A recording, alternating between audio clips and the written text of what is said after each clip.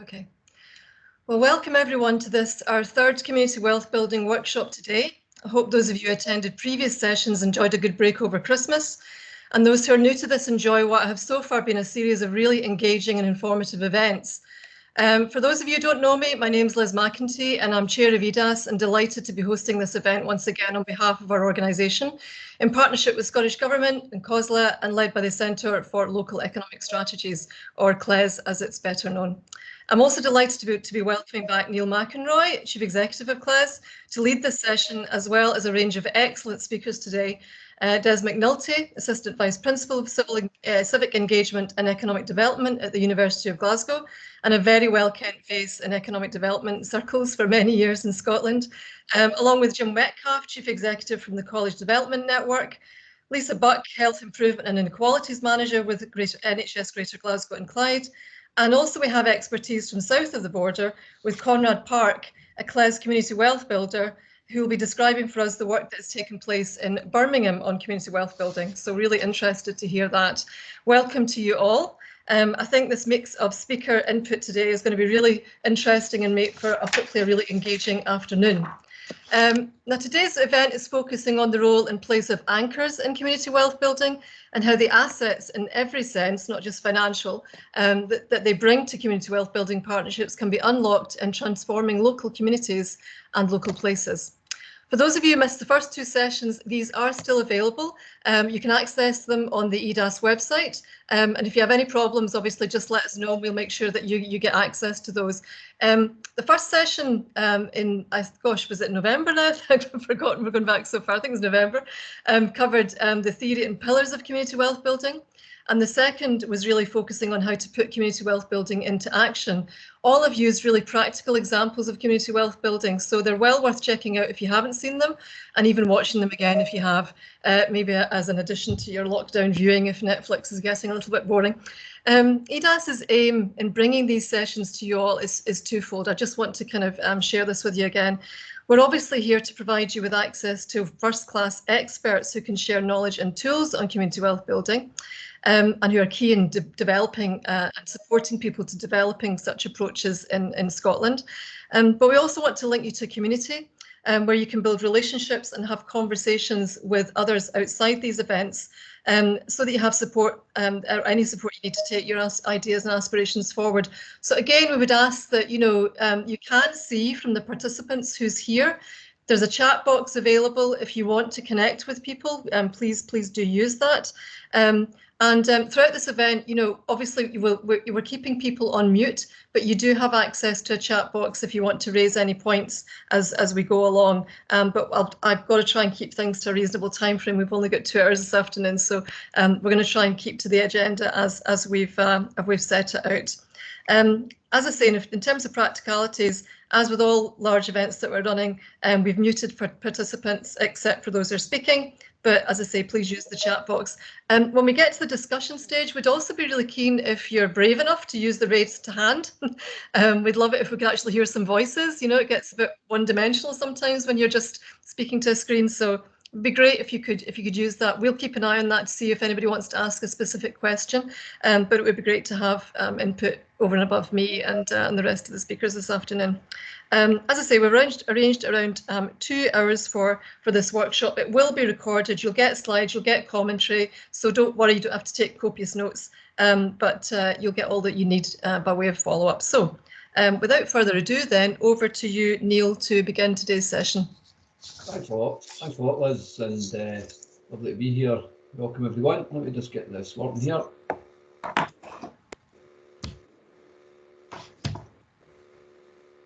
Nope. Can you see that? Mm-hmm. Still see it? Yep. Brilliant, eh?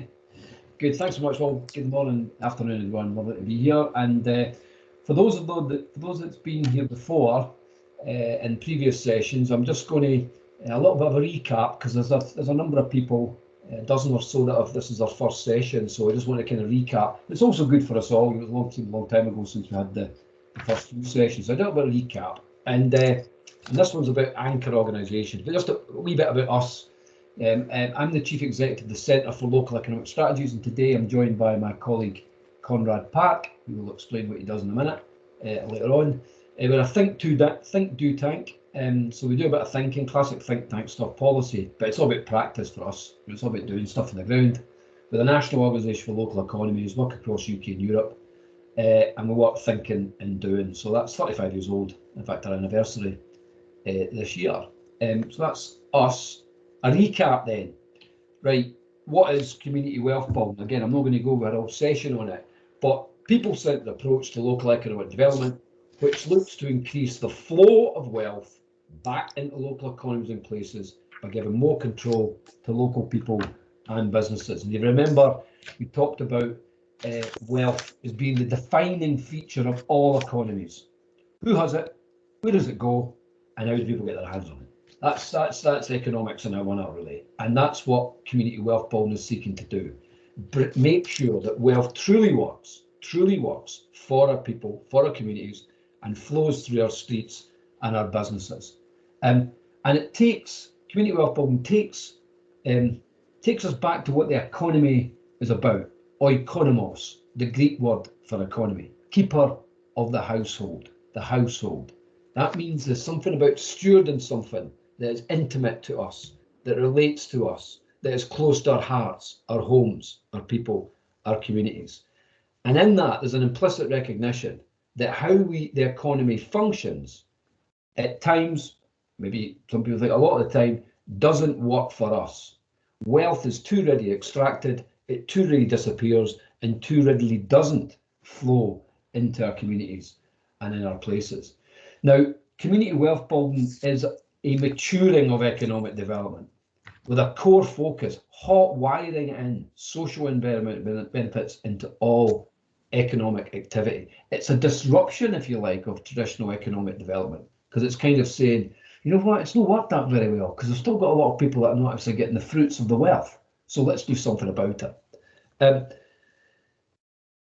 Traditionally in economic development, for those economic development professionals out there and people out there, we're focused on redistribution of wealth after it's created.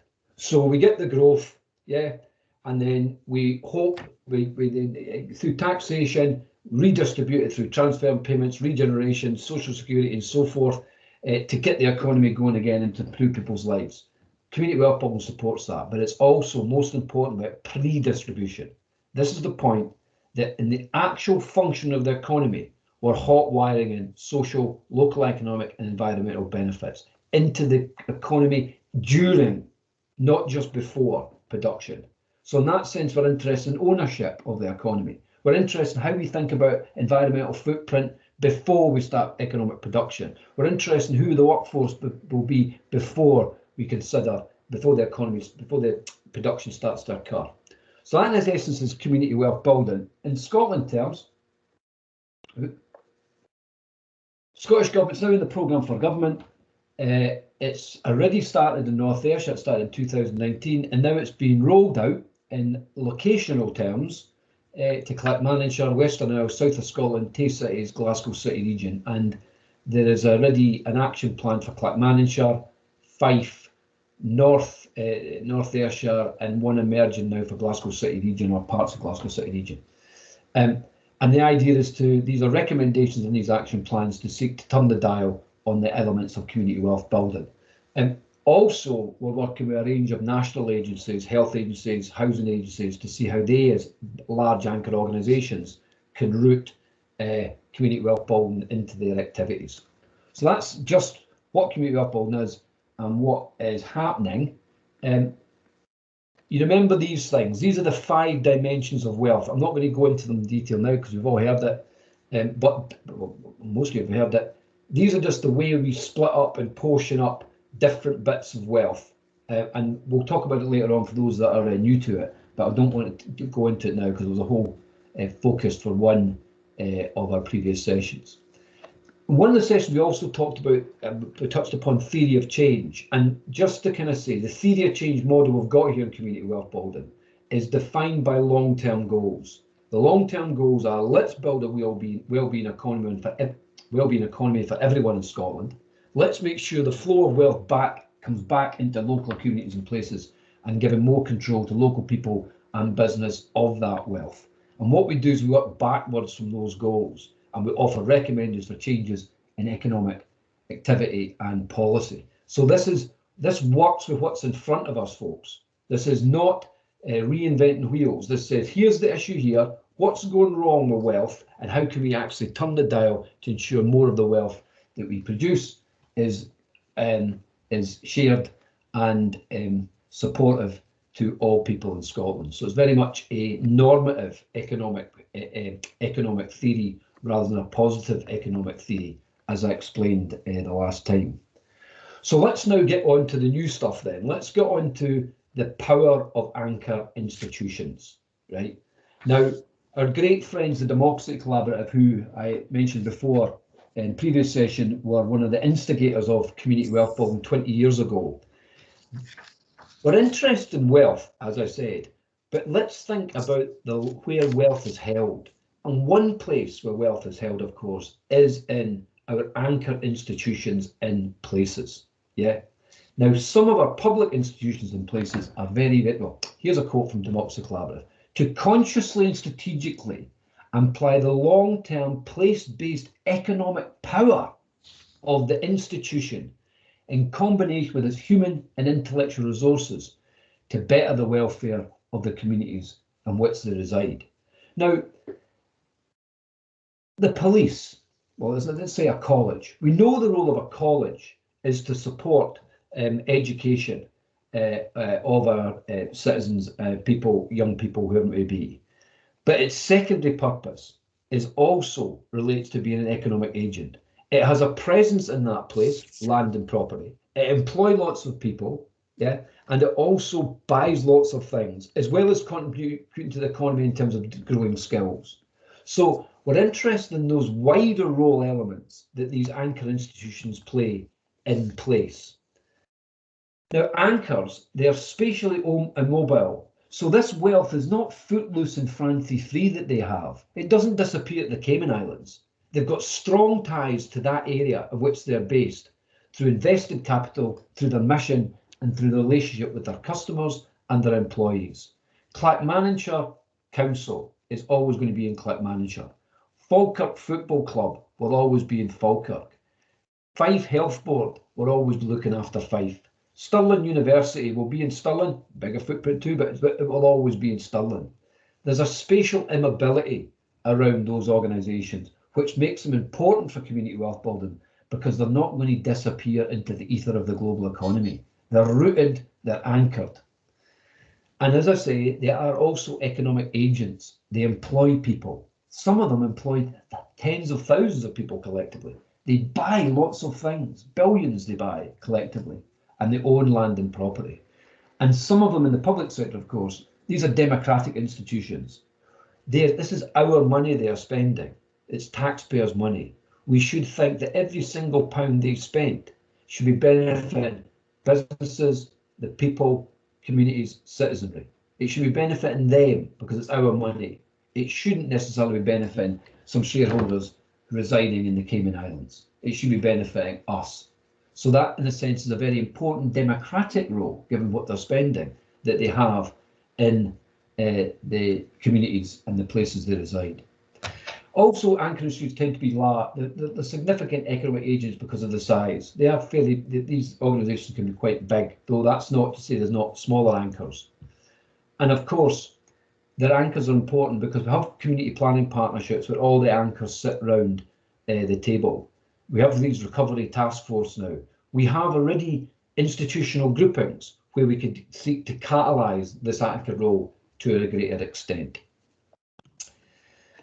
Anchors, examples I've taken, I'm not going to go on too much long with this, but basically this is from the NHS long-term plan in England, which Claire's worked extensively with the Health Foundation on health institutions as anchors. And this was a clause in the long-term plan that recognised the economic agent role that the NHS has. An employer of 1.4 million people, an annual budget of 114 billion. Now just think about the 114 billion in terms of how that pales, what that means compared to what the economic development budget is for England. I don't know what it is, but it's certainly nowhere near those kind of high billions.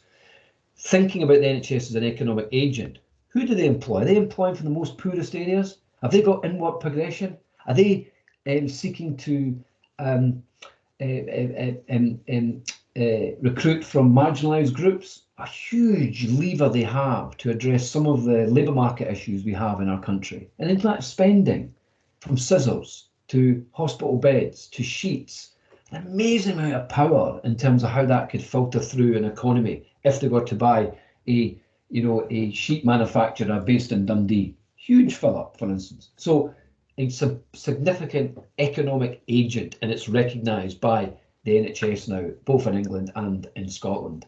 And that's another work we did there on housing associations.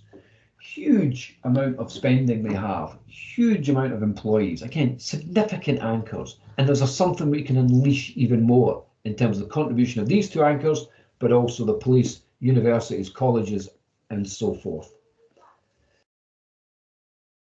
Now, I'm not going to go into this in a lot of detail, but the way we think about anchor strategies is sort of 6 steps.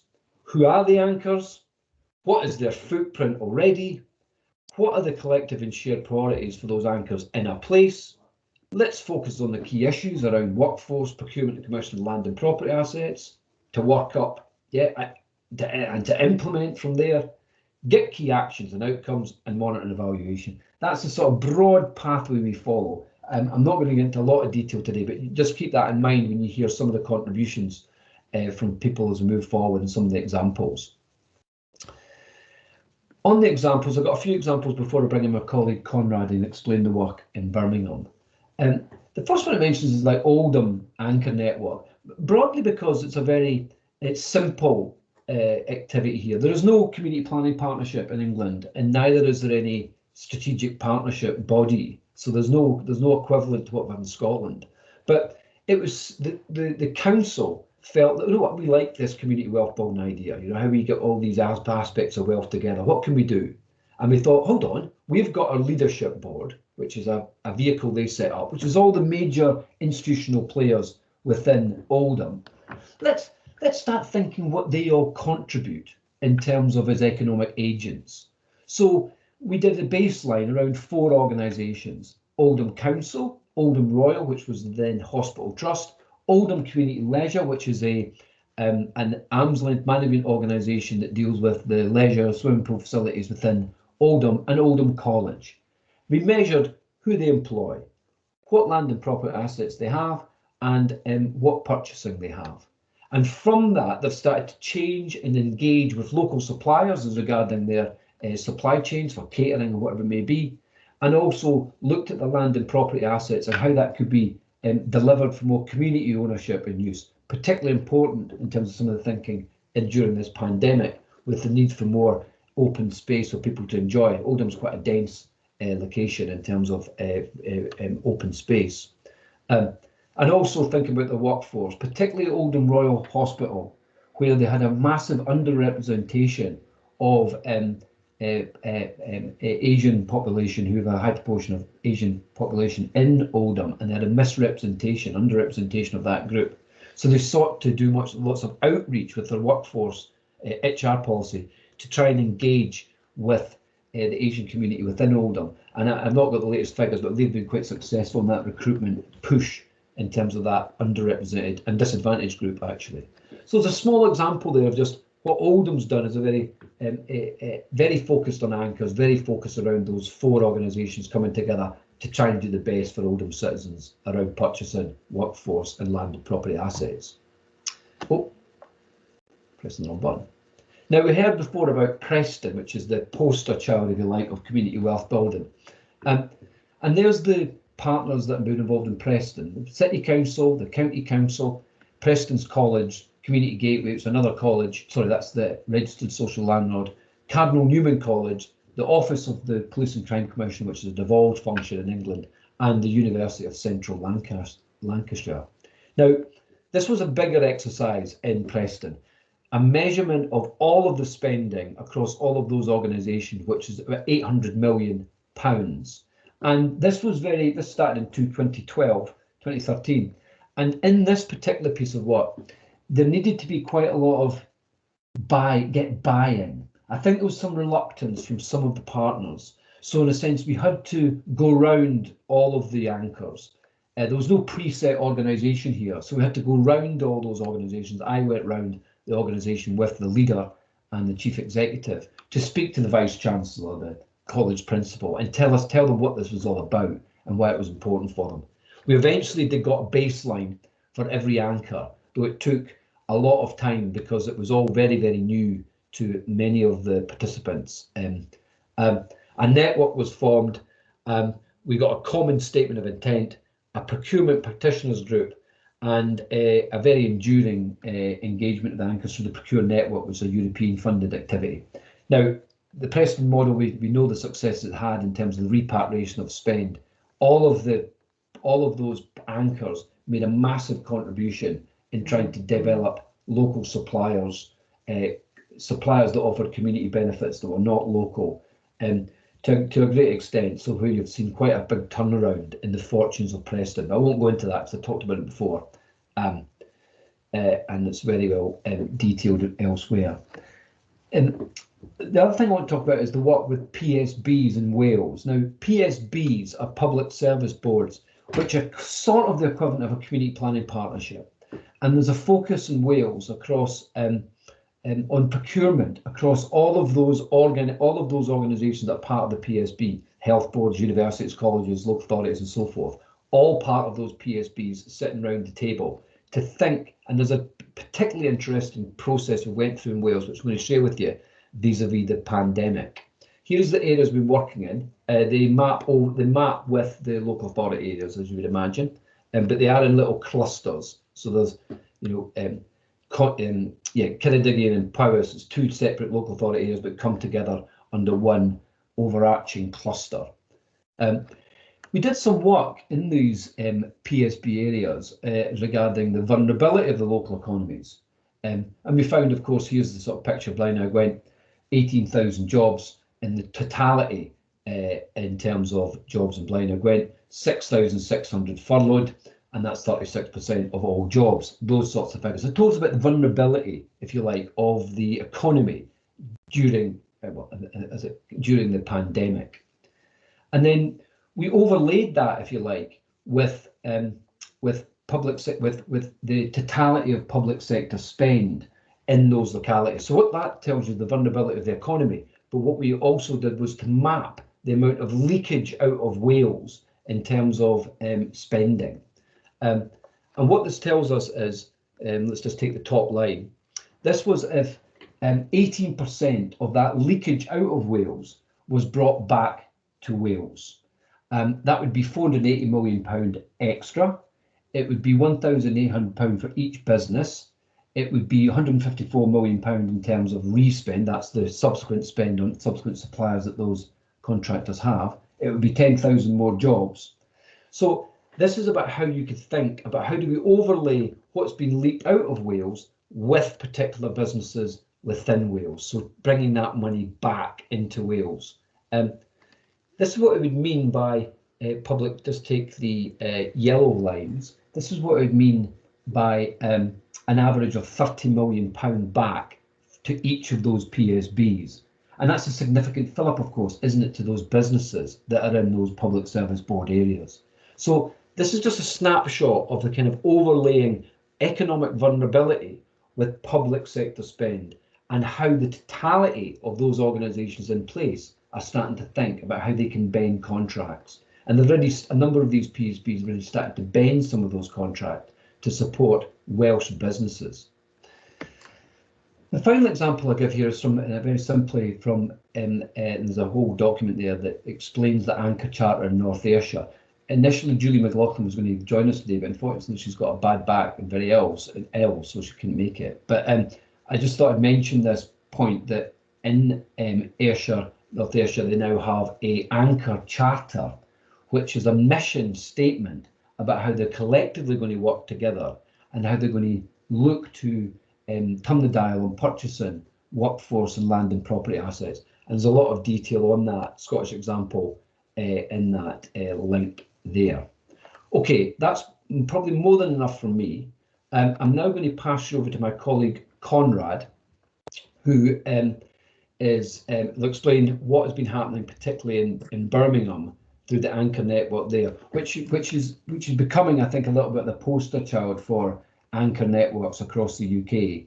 And Conrad is a CLES member of staff, but he's also a community wealth builder in residence in Birmingham. So, Conrad, are you ready to come in here? Absolutely. Just say when you want me to change the slides, and I will do. Okay, so just go to the first slide, please. Okay. Welcome, everybody. As Neil said, I'm Conrad Park, and I'm the coordinator of the Birmingham Anchor Network, and I've been in post for almost a year.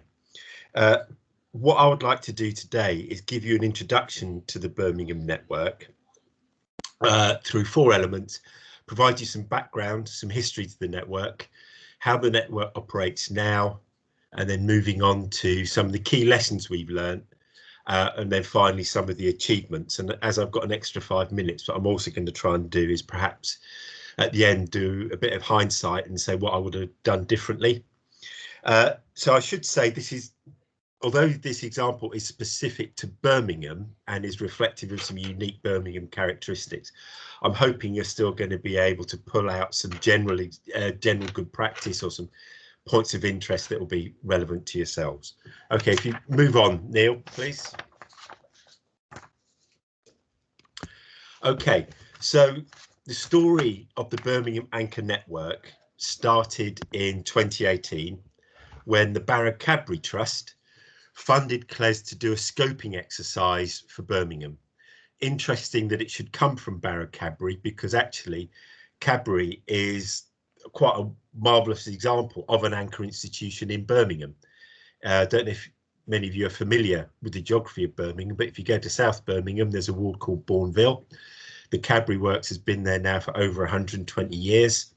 And even though it's not one of the poshest, plushest neighbourhoods in Birmingham, it's an area with marvellous housing, good schools, great open spaces, sport and leisure facilities, and that's because for all that time Cadbury has played a role in supporting that community. And so it's actually helped to sell the idea in Birmingham because we've got such a visible and well cherished example. So anyway, CLES funded this piece of work, and the starting definition that the CLES team worked with was that an anchor institution would be a Birmingham-based institution that employed 250 plus people, spent over £6 million and had key assets within the Birmingham borders. Now, I should say that's the Birmingham definition. That's a definition that is appropriate for Birmingham, but can be reinterpreted elsewhere. What that research discovered was that there were 32 eligible public and social sector institutions in Birmingham. The CLES team then had to do a bit of work to find the willing, to find the ones that were willing to sign up to this pilot scheme, to sign up to the first network. And the first set of anchor institutions that signed up, who are still members of the network now: Birmingham City Council, University of Birmingham, University Hospitals NHS Trust Birmingham, West Midlands Police and Crime Commission, Aston University, and then 2 place-based housing associations, Pioneer and Bourneville Village Trust. Add them all together and you're talking about a combined budget of £5 billion and a combined workforce of 50,000 people, which is quite eye-watering when you think of the potential that has for the Birmingham economy. If you just think in terms of a 10% shift in those 2 figures, £500 million respent through Birmingham, add the multiplier effect, and you're talking £1 billion for Birmingham businesses. And 10% of that workforce is 5,000 people. So again, significant numbers, even in a city the size of Birmingham, where we've got 1.1 million residents. So the network was formally launched in September 2019. And then the first decision that the network made was to support progress of the network. They wanted a dedicated worker or coordinator. So each of the 7 institutions put some money into a pot, gave that money to CLES. CLES advertised and they employed me, and I've been in post since February. So I'm rather uniquely in the position of working for CLES, but being all funded by all 7 of the network partners. Please move on, Neil. And here's a quick summary of the scoping work that CLES did, just to give you a bit more sense of what they discovered in Birmingham. Down the left-hand side, you've got all the public sector organisations. Through the middle, we've got private sector. On the right, voluntary and community. Birmingham, they made the decision not to include private sector institutions, in the sense that A, they didn't need to in Birmingham because we had enough large-scale institutions to drive it from the public and social sector, partly because private sector organisations aren't necessarily anchors, even if they're substantial, even if they have a history in the area. That does not mean they're going to be around in 5, 10, 15 years time. So Birmingham is stuck to the public and social sector. If you could move on, please, Neil. Thank you. Right, and this is a quick summary of how the Birmingham network operates. We have a leadership group, a leader of the council, vice chancellor of the universities, chief exec the housing associations, etc. They meet once a year and they receive reports and that set the agenda, the priorities for next year. And we've got a big meeting next month, which I'll come back to later on. Then I'm answerable to a bi-monthly coordination group. And the coordination group is made up of sort of assistant director level people from each of the 7 institutions. And these are the people whose work roles overlap with the work of the network. So it's the head of innovation from the Hospitals Trust, for example, but it's also people who have a personal passion in making this work, and they're my steering group, my sounding board, and provide me with supervision. From there, we then set up thematic working groups to drive the work forward. So I've got a procurement working group, and then I've got a range of different employment working groups based on specific projects we're getting off the ground. In terms of my role as a network coordinator, as I say, I'm the only person who's got Birmingham Anchor Network in their job description. Everyone else is adding this to their existing role.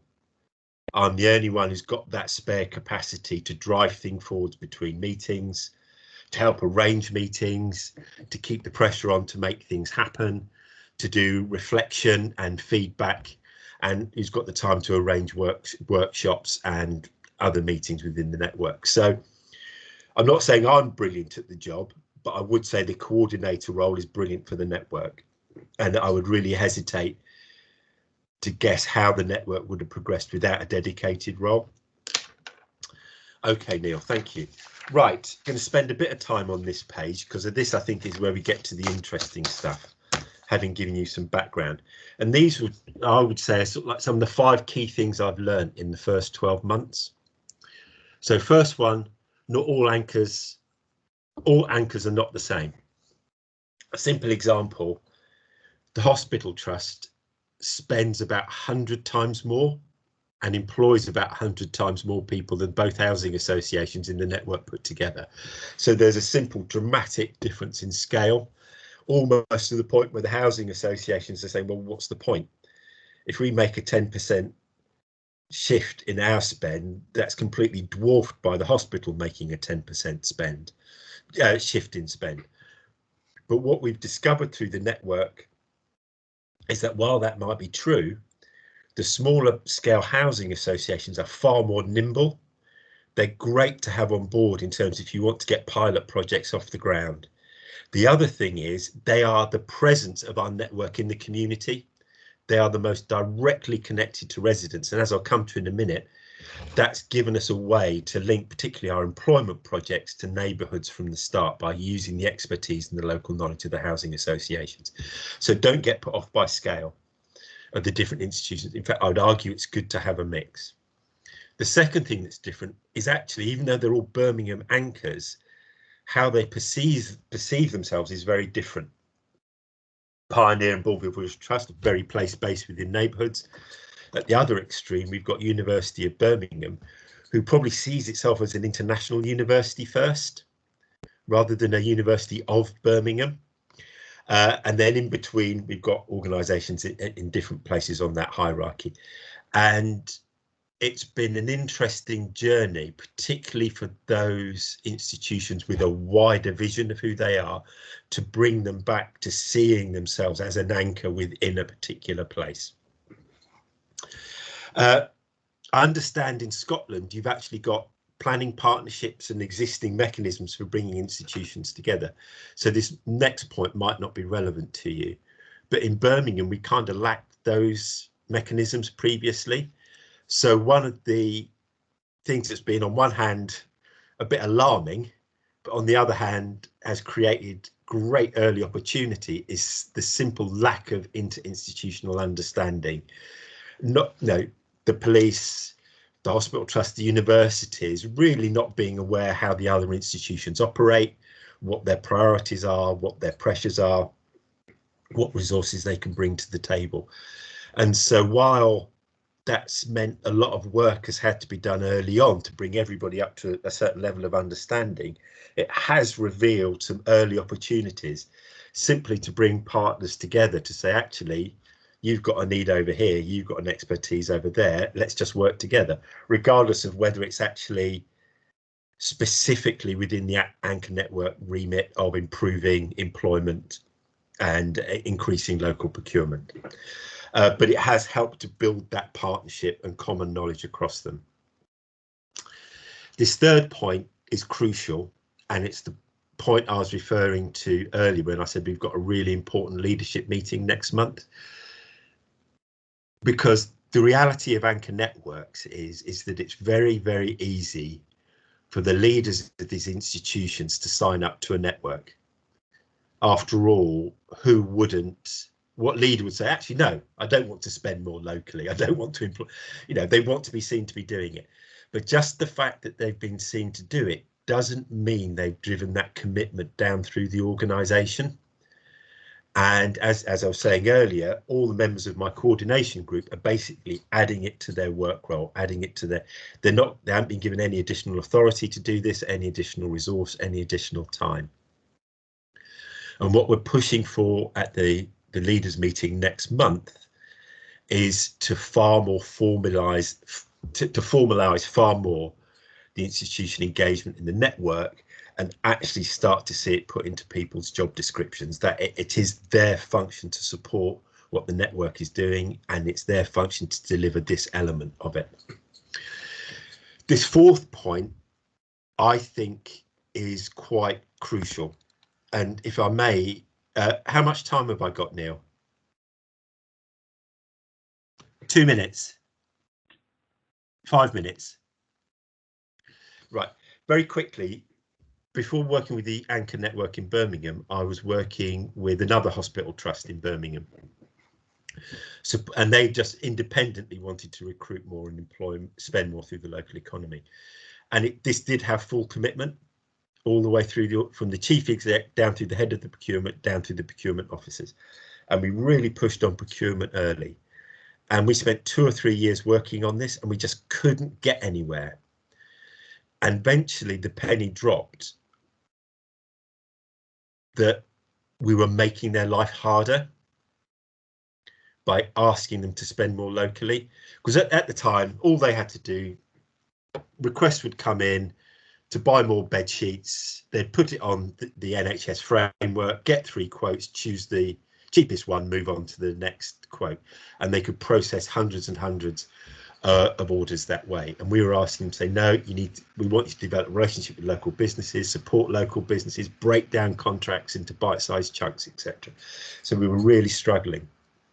And the other reason we're struggling was actually functionally, the hospital didn't have a problem with procurement, but what they did have a problem with was with attracting and retaining skilled staff. They had a chronic skills shortage.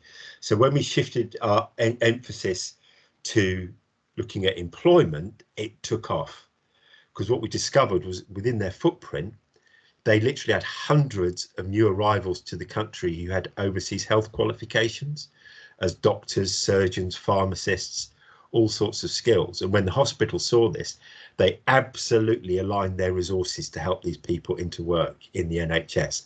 And that programme is now mainstreamed. The hospital pays for it. They pay for the language lessons for these new arrivals. And that's because we solved a problem for the hospital, and so it took off. Having done that, they've now come back to procurement, and they're now pushing ahead on procurement because that cultural shift has changed where they see themselves as a local anchor now, and that's really enabled other progressive work. And then the final point I want to make on this is about specific action leading to strategic. We've started with very specific actions in Birmingham. If you look at the scale of them, they don't really look significant. No, we've got an employment scheme running between the hospital and one of the housing associations that's helped 10 people into jobs. 10 people isn't going to change anything in terms of Birmingham's bigger economic landscape. But what it has done is revealed some fundamental flaws in how the hospital recruits to entry-level jobs. It's far too bureaucratic, it's far too complicated. The entry requirements are based around experience and qualifications. So if you're shifting from one career, hoping to get into a career in the NHS, you're immediately at a disadvantage. So it's revealed these flaws, which the hospital, bless them, are now taking on and changing. So if you could move on, Neil, and I'll quickly wrap up. So finally, achievements. The anchor networks have agreed to year 2, which was a success in itself. We had a pilot year, we're now moving on to a second year, but as I say, that won't really count unless we get this full commitment, organisational commitment now to the network itself. Secondly, we've got quick wins off the ground, and 2 simple ones that got us started. One was the simple sharing of good practice. Birmingham City Council is really experienced in terms of social value in procurement. The other partners were less experienced. That just enabled a conversation to pass on that knowledge. Similarly with data sharing, bringing data together from the different partners has established a baseline now for us, which people can work around, and they can recognise the whole partnership rather than their individual organisation. The scaling up, the Hospitality for Health, that project that's got 10 people into jobs is now scaling up, funded by the City Council and DWP, where we're now going to have 3 full-time workers acting as the bridge between the hospital and local neighbourhoods to get people into entry-level jobs at the hospital. So we're expecting that to scale up tenfold and scale up very quickly. And then the third point, which has really helped us, is we've started to embed the network into other strategic initiatives in Birmingham. And that's really helped us to focus on what we're doing, because before it was a bit broad, it was a bit blank sheet of paper, a bit bewildered by just the scope and the potential of what we were trying to do. But tying it to these priorities of the East Birmingham Growth Plan, the Commonwealth Games and the post-COVID recovery has really helped us to focus our thinking and start to deliver. Okay, I'm going to wrap up there, Neil. Thank you for your time. That was a very quick sprint through the Birmingham network, but I'm happy to answer questions and participate in the workshop later.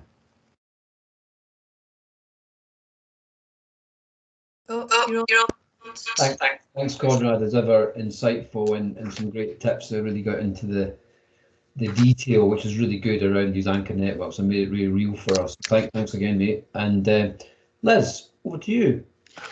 I'm just looking, so we've got some a bit of time for some discussion here, but I'm going to ask that people either raise their hand if you've got any questions, or add some questions to the chat box.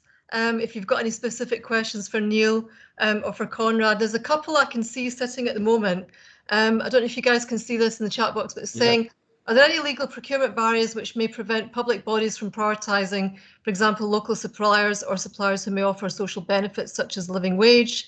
And basically, are there any kind of barriers to this through existing public procurement legislation around procurement?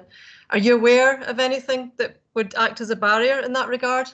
I'm trying to see who's sent that one. That's from Margaret Brown in NHS Highland. Yeah, I won't pretend to be any experts, but you can't. I do know that in European procurement law terms, you can't stipulate the local. You can talk about fresh in terms of fresh food, but you can't stipulate the local. You can't prejudice in favour of the local. That's kind of anti-competitive. So that's an issue. But of course, we're no longer members of the European Union, and obviously, if we expect changes around that. in terms of living wage, you can, you know, ask for to be living wage accredited and so forth. That's okay. Maybe Conrad's got something else to add on that. Conrad, you got any experience of that from public bodies? Just very quick, I'm rapidly coming up to speed on this issue. And what we're realising in Birmingham is that it kind of operates at 3 tiers. You've got the very big spend, like, for example, I said Birmingham's got the Commonwealth Games, so tens, hundreds of millions of pounds. Birmingham is very experienced at building social value into those contracts as part of the assessment process, challenging developers who want to come in and win the contracts, you know, to employ more locally, spend more locally. And those, I understand, are soft targets, but still can be built into the weighting of how the application is appraised. You've then got that middle tier, which is subject to ODU, and that's we're still trying to get our head around, well, what the change is going to come with Brexit. But then you've got smaller, the sub 25k contracts where you have got flexibility, and we're excited by those because we can target them within the Birmingham economy. Just need 3 quotes. They can all come from Birmingham businesses. We can go to them. And also they're of a scale where we think we can really support up and coming social enterprises, community interest to get into the marketplace, to scale up from there. But this is the starting point. And then the final thing is, the other thing we've learned is that small scale contracts, institutions are willing to take a risk and try a new organisation, whereas perhaps they won't when they're dealing with £1 million contracts. Just out of curiosity on that last one, Conrad, what is the social enterprise activity or essentially in Birmingham? Is there a thriving, is there a healthy social economy base to draw upon, or is that something again that's being built in terms of capacity as you're working on this? Really good point. It's a growing economy, but the way I'd like to answer is one of the things we're realising in Birmingham, and I'm sure it's relevant everywhere, is that when you start to put together these specific projects of linking anchor institutions down into neighbourhoods, the assets are normally there. It's not about inventing anything new, it's about finding ways to join them up. So we're going to be working with an organisation called the Initiative for Social Entrepreneurs that supports social enterprise growth in Birmingham. They've already got a database of organisations they've helped. And what we're going to do is some sector matching between the institutions and that database of existing social enterprises. So it's not a huge economy, but I think there's sufficient there where we can get started and demonstrate what's possible. Okay, I've got there's some other questions coming in here as well. How would definition of anchor organisations differ in a rural area compared to an urban area? And that's from Murray Ferguson in the Cairngorms National Park. You know, that's a very good point, and the pilot areas in the Western Isles and the south of Scotland are picking up on that point. I mean, it's up for each individual location to define, you know, what they would call an anchor and who sits around the CPP, and any other people could be brought on board there, I suppose. I think Conrad would agree that what's important is the coalition of the willing. You know, if you're employing people, you're buying some stuff, you've got land and property assets, you've got someone to contribute, and you're willing to start to explore what more you could do and turn the dial, then they're in, if you know what I mean. You know, I think we need to be very, you know, go with the willing, go with who wants to play a role in this. And that's kind of what happened in Birmingham and other successful anchor networks. We don't want to go at the pace of the slowest. We want to go at the pace of everybody wanting to really cook on here. I think that's fair. It depends on the location, doesn't it, Conrad? And also the coalition of willing. Is that fair, Conrad? Oh, absolutely. I tried to make the point that there isn't a fixed template for a network. I'm working with Sandwell Council to help them set up. Sandwell isn't rural, it's very, very urban, but it's a third of the size of Birmingham. It doesn't have 42 anchor institutions by definition, it only has 2 or 3. So they're being far more flexible and creative about who they're inviting into the network. I mean, I just remembered there, sorry, I'm butting in, Conrad, but Bro Festiniog in Wales, they're a very small locality, a rural locality, and they've, you know, it was the pub, it was the school, it was a tour company, and was something else, and they kind of clubbed together in a small sort of anchor network, and that basis on their own back. Sorry, I cut it across you there, Conrad, apologies. No, my point was made. So they've invited the DWP, the Voluntary Service Council, West Bromwich Albion Football Club has been invited, and because they all think they're not necessarily anchors, but they've all got something to offer. Okay, there's quite a few questions coming in now, so we might not get through all of them. We'll do our best here. Just a quick one, I think, because you did answer this, but maybe it's just worth exploring again. Just about why you said, Paul Smart has asked, can I ask Conrad to expand a bit about why large private sector companies located within the CLES area, the Birmingham area, presumably have not been pursued to join CLES as anchor institutions? And I know you mentioned the fact that you weren't confident they would necessarily be there in the long run. Is it as clear cut as that, or? It's even more basic than that. It's that at the moment the Birmingham network doesn't necessarily. We've already got £5 billion of spend to work with, and 50,000 jobs, and that's big enough right now. But if I go back to the Sandwell example, Sandwell is an economy that prides itself in being based on manufacturing. They've got by far the greatest proportion of their economy dependent on manufacturing than anywhere else in the UK, from what I understand. And they have long-term relationships with the business sector. They've got business ambassadors within the council, and so they are represented on the Sandwell network because they are seen far more as a linked-in asset for the Sandwell area. So again, it's just local interpretation. Yeah, and I think the question below that also links to this, because it's asking about when you mentioned Cadbury, obviously, in the role they've played over a very long period of time. Yes. So it's not quite as black and white or clear. Oh no, cut. no. I think it's just if there's any fear here that this is not about the private sector. It is, but obviously you're wanting private sector institutions that feel embedded in their presence in that place and in a really genuine corporate social responsibility and business citizenship. And that's not so. There's many examples of where the private sector have been involved in these sorts of anchor networks, and to date in Scotland, there's been some conversation with private sector companies as part of anchor networks as well. Okay, I'm just going to take a couple more if we're okay. I might slip slightly past 5 Neil, if you don't mind, but there's a lot coming in. Try and keep it contained. Just to point out that David Somerville has in fact shared some information on procurement from the Scottish Government, so that's really helpful. Thank you for that. Another question related to kind of community-based third sector organisations, just asking about, interested in what role these organisations such as Community Development Trust can play in the delivery of services. What might wealth building look like from their perspectives? And that's from David Coss. There's two angles on this. I'm sure Connor's got something to say. Is that firstly, community third-based sector organisations are, say for instance, Salford, the CVS in Salford, and representing, I think, all of the community voluntary sector.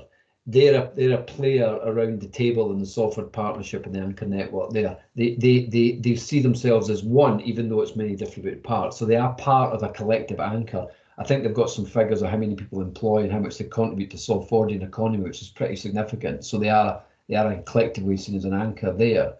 The question I think is more specifically though about complaining the delivery of services. Now, this is an important point around community wealth building anchors, and that what mostly that community wealth building focuses on is not public sector reform and delivery of services. This is about how the economy functions vis-a-vis the private sector economy, if you like, and the social economy. It's less concerned by the delivery of services. That's more a public sector reform agenda. So in essence, we're interested in the commissioning activities, of course, of public sector bodies and how they may be commissioning community voluntary sector entities, but we're more interested in the goods and services that are normally deployed within the private sector and how we can think about more different forms of democratic and plural ownership to provide those, be it co-ops, community organisations and so forth.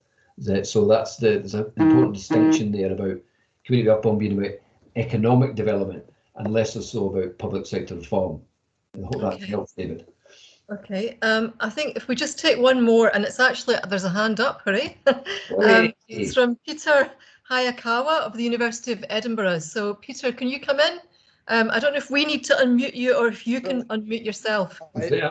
Can you hear me? Here, Yep. Peter. Can you hear me? Hi, sorry. Okay, I'll try to be quick. I was just coming back on to comment on Margaret's question because I work in procurement policy. I'm the procurement policy officer for the University of Edinburgh. And Margaret's question was about the barriers of procurement rules. And I'd just like to say very briefly that indeed procurement rules form lots of barriers to different issues, but it depends on what issue, because community wealth building covers lots of different issues. So for instance, you can't mandate kick suppliers out for not offering a wage above the statutory minimum wage. So the real living wage, if you demand that, you can come into some small risk, however small. Other things like buying local, you can't demand that you have a local supply chain in a procurement. And so the rules are definitely could be more supportive of this. But I'd also just like to point out that public bodies don't push the spirit. They don't take risks in this area, and they're not really taking risks if they're working within the rules to encourage local purchasing, to encourage the payment of living wage, working with their suppliers. Working with your suppliers informally, by the way, can produce the same results and much more effectively, especially if you're using an anchor network. If more than one public body is asking the same thing of the supplier, then they're much easier to do. The other thing, a lot of suppliers would love to hire locally, but they have barriers that are not having to do with the requirements of the procurement or the incentives of the procurement.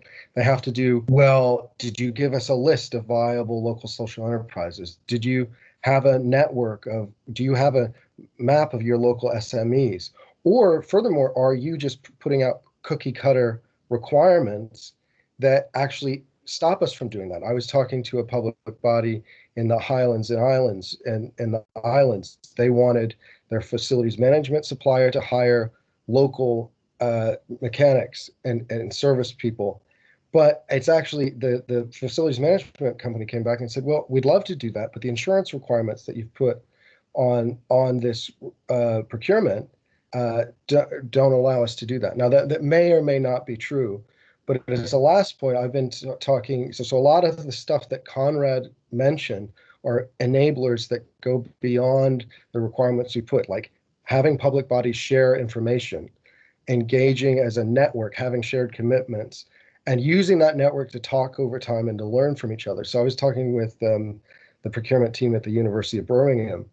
One of the things they do is they meet with their framework construction suppliers once a year, and then they get the competing organizations to talk with them about, well, what are we going to do about unemployment or our target groups? How are we going to work together? So it's not tacked on to the end of the procurement. It's dealt with much more strategically.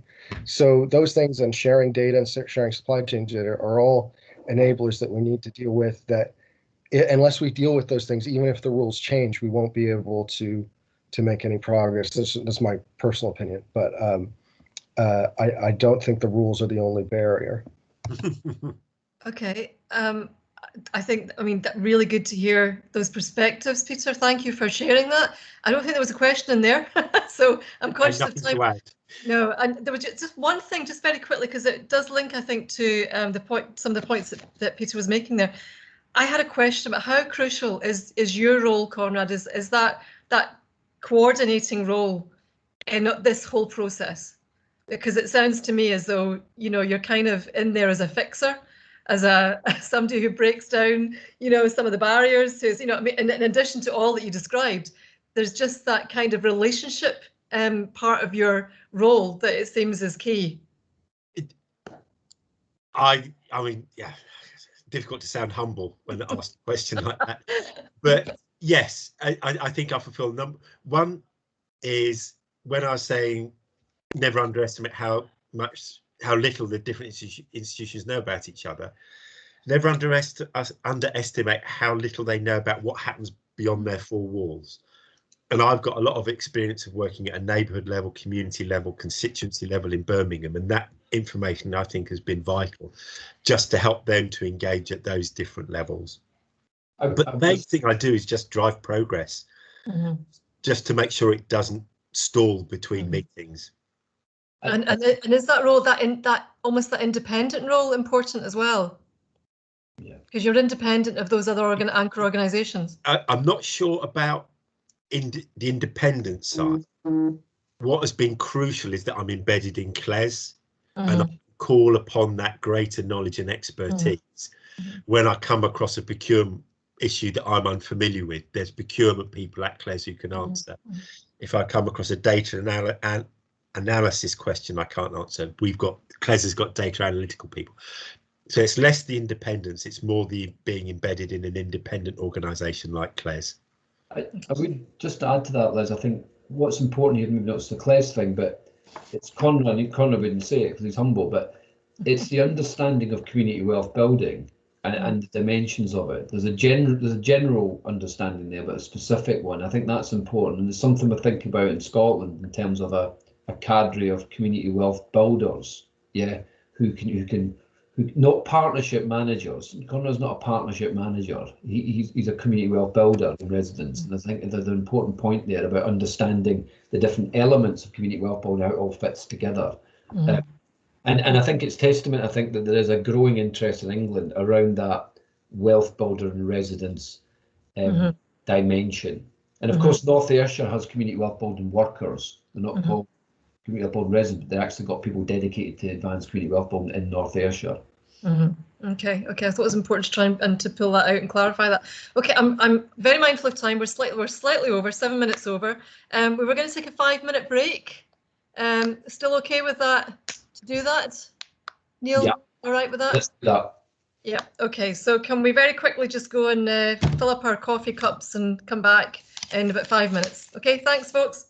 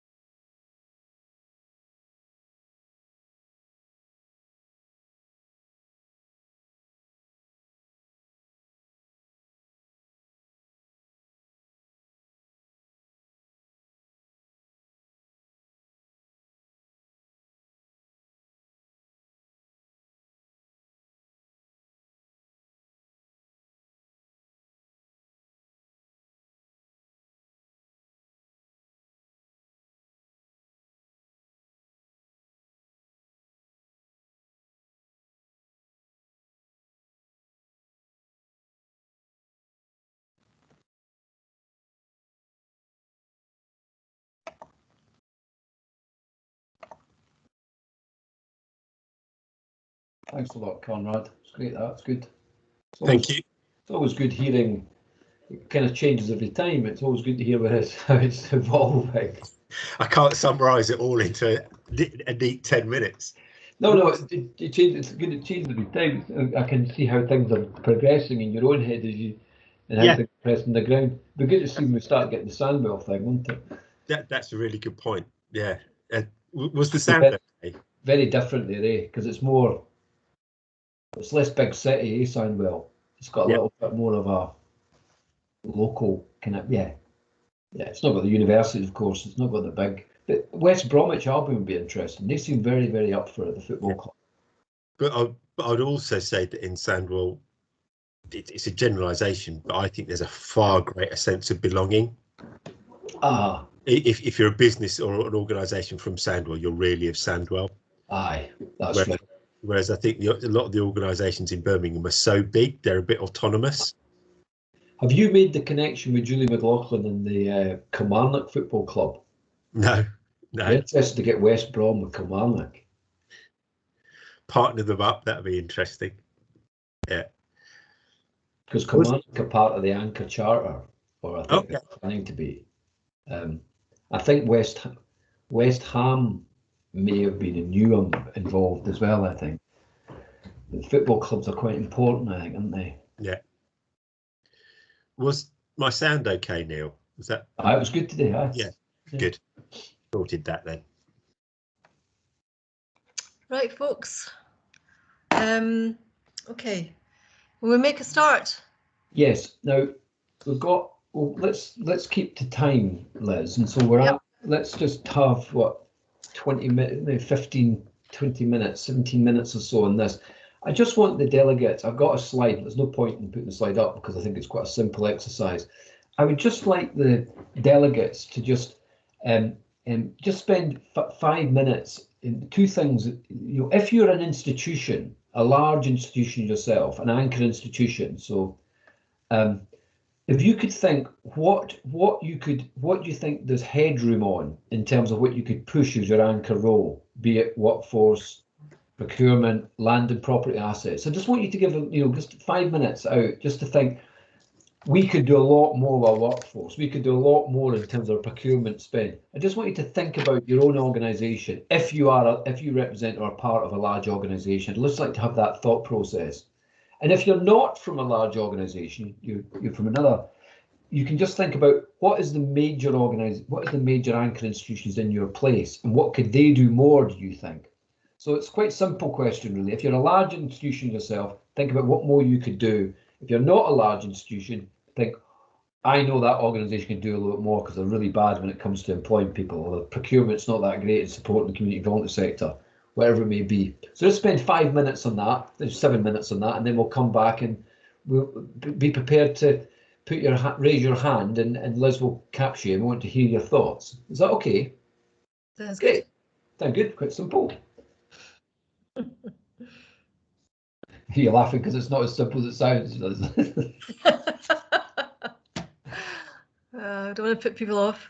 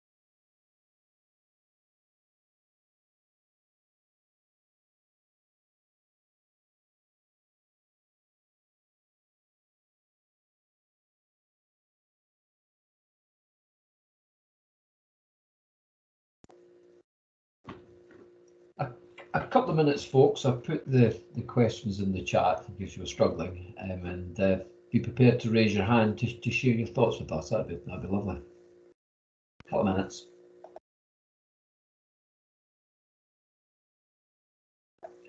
Are you going to do it as well, Liz? Can I ask you the question first? No. That was sneaky.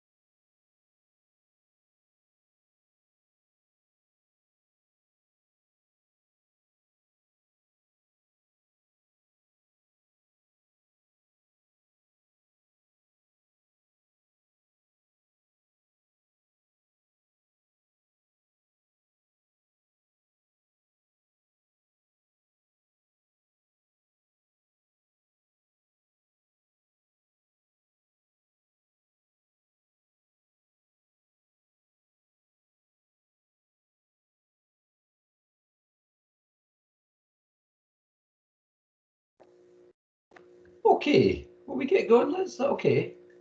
You keep your eye out for hands. I've got Brian from Scottish Enterprise has agreed to jump in and hopefully he's talking about what Scottish Enterprise could do more as an anchor. That would be, and not holding to it, Brian. That's okay. That's okay. I know we've got a session next week anyway, so maybe shape things a bit better then. But I think, as I say, I was kind of looking to jump in because I recognise as an organisation we're coming at it from two distinct perspectives. Both as an anchor institute where we have office space across Scotland, we have our headcount spread across our regions, but ultimately recognising that our role as a national organisation is often to kind of drive a lot of the behaviours around the community wealth building pillars and look for ways to kind of spur that forward. So again, looking at how we can create a landscape for fair work across Scotland, looking at the creation of new community cooperatives or employee-owned organisations through, again, as I say, Cooperative Development Scotland, understanding where Scottish Enterprise as an organisation has land holdings, but very much how we support businesses in terms of taking advantage of what exactly is there. And I think creating those connections between communities and what's on their doorstep. So it's quite an interesting kind of combination of perspectives that I feel we always bring to the table in terms of what we can offer and what we're trying to drive forward. I think, interestingly, procurement's always been one of those ones that's maybe been a bit more of a, not a challenge per se, but ultimately recognising that as an organisation, in terms of what we spend on ourselves, if that makes any sense, our spend in local areas isn't a huge amount, but what we spend in terms of driving forward economic change, in terms of projects, investing in companies, looking at, as I say, I think things like the City Deal agenda, ultimately we have a significant opportunity to make a difference. And I think that's often where we try and play more of a role to recognise, as I say, how we can act as a facilitator for a lot of that change. And yeah. Spot on, Brian. That's good, and it's good to hear that from Scottish Enterprise. I know we're speaking next week, and that's good. I mean, you've got that direct role, haven't you? But also your mission, direct role as a purchaser and employer, land and property asset holder. But there's also that conduit role that you have, the role that you remit as a mission, your mission. So that's spot on. And I think implicit what you're saying there, Brian, is there's more you can do, isn't there, in Scottish Enterprise? Very much so. And I think it is about aligning, very much and recognising community wealth building as a mechanism for change. And I mean, I think one of the challenges we're going to see, particularly moving forward with COVID, is that a lot of the kind of anchors, even as we know it from a public sector perspective, will see periods of change as a result of things like home working and the demand for kind of alterations to what we knew as city structures and things to that effect, where the retail and hospitality aligned to some of that will also have a trickle-on effect, and we need to kind of understand how we kind of ensure that anchors are meeting some of these challenges moving forward. Thanks, Brian. That's excellent. thank you. Anyone else want to venture in? I see Bridie is from a Bridie wants to make a contribution. I might ask her to come in. I'll go to Bridie, then I'll come to Graham. I think, is that right? Bridie, a small community anchor, I think, in South Edinburgh, but nevertheless important in that micro scale of things. And I'm not belittling that at all. Bridie, do you want to come in and just make your point? Yes, I just thought I'd give a practical example, really. And hoping for a world where we all get to meet again in reality, which is that we have a beautiful event space that we've opened. Yes. Local people employed in the running of that, the caretaking, and the coordination of it. And we have wonderful, not just sandwiches, but something a bit more special than that. We'll do the high end stuff as well. We would love to see people like the City Region deal between the university, the council, etc., using that space in the future. And in the medium term, I think when we still got COVID, the idea of hot desking. I know of a big government agency really wanted a hot desk in the community to get close to those most in work poverty, to get them results. The most recent was they were going back to the statutory agencies to find that desk. But actually, if they come to us, they're more likely to reach the folk that need to and spend the money in terms of the desk rental. So I was just trying to give some examples, and maybe just to say if you want us to deliver the sandwiches, we've got an e-cargo bike, so on the carbon front as well. So I just thought give some practical examples of where you connect the bottom up. Absolutely, and I think that's right. And I've used that phrase "monia mickle maps a muckle," and there is many a small thing, and it's adding up that relationship between us and our presence and the wider community, and that's a relational building back to the economy, which goes right back to Adam Smith, in fact, in terms of what an economy should be. It should be relational, a human system, and I think that you get really great examples of what anchors could do in relating to place and the people there. Thank you, Bridie. Graham. Can I come in quickly, Neil? Sorry, just on that one. Well, apart from the fact that I love the idea of a cargo bike, Bridie, so thanks for sharing that. Just to add on, I know you were kidding me on there, Neil, but coming to me first, but genuinely, I think the point that you've made, Bridie, and also I noticed in the chat that, I can't find it now, of course, that we had another contributor mentioning third sector interfaces. Yes. As someone who worked for a third sector interface until fairly recently, I do have to argue that that those bodies, or even social enterprise networks that are part of those bodies, are a really good route in to make sure that when you're developing plans around community wealth building, you do actually network with, use the resources, use the contacts and information and data that those bodies have, so you make sure that you actually are mapping the totality of the assets that are in a local area, because they have that information on third sector and social enterprise, and it's a wasted asset if it's not included. So anyway, that's my tuppence worth. Sorry, Neil, you were going to go to someone else there. More than a tuppence worth. It was a very good point. Excellent. Thanks for making that. Graham, I think Graham Ferguson, was it? Graham, are you there? Hello. Hi, Graham. Where are you from? Good afternoon, everybody. So I'm Graham Ferguson. I work in Fife Council's Economic Development team. So the last, just to really pick up a couple of points on what's been said. So anchor organisations for Fife are obviously Fife Council. We spend £300 million a year out of an £800 million budget. The staff have to get paid for some reason, I don't know why. So we spend £300 million a year as our annual spend. Other anchor organisations are the obvious ones, which would be the NHS Fife, the college, the university, and then obviously there's some big private sector businesses as well. So there's a fair amount of spend, and there's a lot of work going on at the moment to increase the local spend. The challenge, as we mentioned earlier on, somebody mentioned about insurance. That is a big key area, and that then links into the TSIs and the social enterprises. So I'm pointing that way because that's what you are on my screen, but you know what I mean. So the TSIs, better not saying anything. The social enterprises, often they're too small to bid directly for contracts. Sure. So we're trying to work with them to pick up the social element of a contract. So if our procurement teams put in community wealth building, and that is definitely going up the agenda, and they put a value to that within the whole contract, hopefully the subcontract will be to a local social enterprise. So there's a bit of work going on with the social enterprises and our SMEs, to be fair, to be able to bid better, Nice. to be able to recognise opportunities, because as much as the top end, as much as anchor organisations can put policies in place and put community wealth building as a score within contracts and tenders, the SMEs, social enterprises, they have to come up to the mark as well. They're not just going to get the money, they're going to have to bid for it, they're going to have to be more commercial and have a more commercial mindset in some respects. And the TSIs do have a role to play in that in terms of capacity builders, I think. Yeah, because I think TSI is, well, I can only talk about Fife. Fife's TSI is fantastic for charities and small community groups who are chasing grants or crowdfunding. They're fantastic supporters of them. Social enterprise, where there is that commercial element to it, there's not quite so much support through our TSI.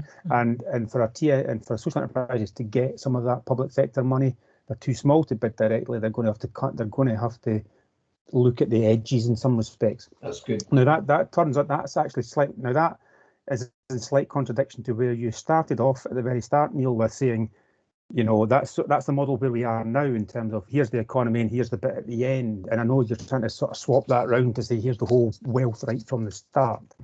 And I'm glad to see as a man who lives in Kirkcaldy, I'm glad to see you reference Adam Smith. That's it's always good when a local boy is referenced. But cheers, Graham. Sorry, just to finish, coming back, those four anchor organisations I mentioned, the big public sector ones, we definitely need to work better together in terms of our joint procurement, in terms of our joint approaches, in terms of our joint policies, so that the SMEs don't have to have 10 or 4 different bits of paper. They can just have one bit of paper they know will match each of those 4 organisations' requirements, and it'll put some efficiency into the system. So there's work going on to that, but it is slow.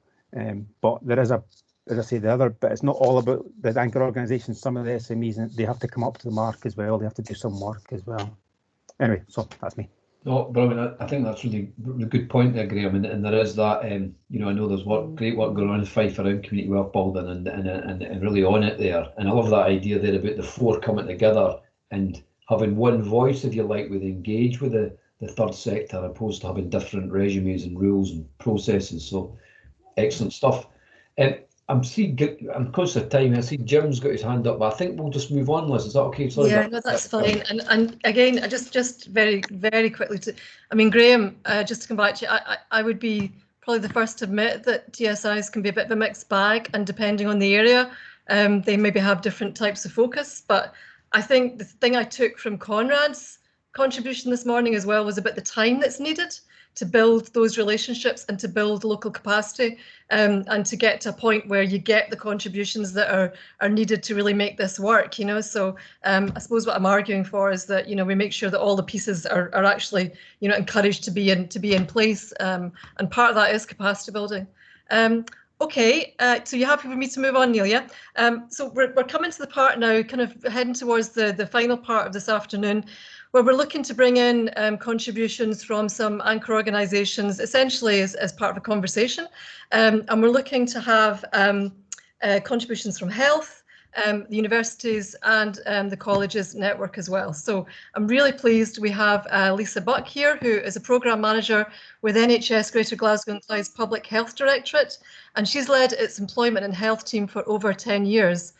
She recently coordinated community wealth building activities such as NHS Greater Glasgow and Clyde's Living Wage Accreditation, Anchor and COVID-19 workshop, and the current board-wide employment and health strategic logic model and action plan. So delighted to have you here today, Lisa, and really interested to hear what you've got to say for what is an enormous organisation, you know, that obviously has a very major foothold in the west of Scotland. So lots of potential there, I would have thought. Okay, so over to you. Oh, hello. Thanks for inviting me along to share our experiences working towards realising our role as an anchor organisation. Yeah, NHS Greater Glasgow and Clyde is absolutely huge. It's got about 38,000 employees. So I was just looking at Conrad's earlier presentation, thought, wow, we're almost there with just one organisation.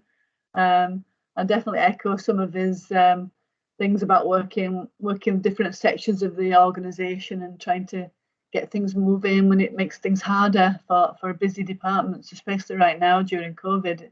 We're very busy with all of that, vaccinations, treatment, etc. So just working within the challenges that we have right now. I'll just share the experience that I've had of working towards the anchor organisations as a public health programme manager.